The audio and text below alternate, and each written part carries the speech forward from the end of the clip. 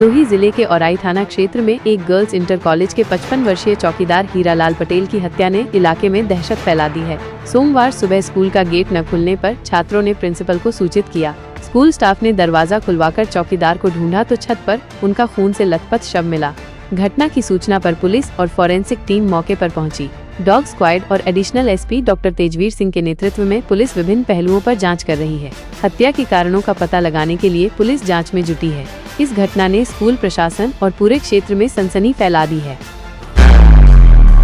भदोही में थाना औराई है और चौकी महाराजगंज लगती है। यहाँ पर एक ये सरकारी इंटर कॉलेज है महिलाओं का। इसमें आज सुबह इसके प्रिंसिपल के द्वारा सूचना दी गई थी पुलिस को कि जो यहाँ पे चौकीदार रहता है रात में, तो चपरासी यहाँ पे रहता है, वो उसने बाहर के गेट नहीं खोले हैं। अमूमन ऐसा होता नहीं है। इसी सूचना में पुलिस यहाँ पर आती है, पूरे जो कैंपस है उसकी तलाशी करती है, तो पता चलता है कि छत पे वो चपरासी जिसका नाम हीरालाल पटेल है, रहने वाला था हमारे जनपद भदोही का ही है और उम्र करीब 50 से 55 वर्ष के बीच होगी।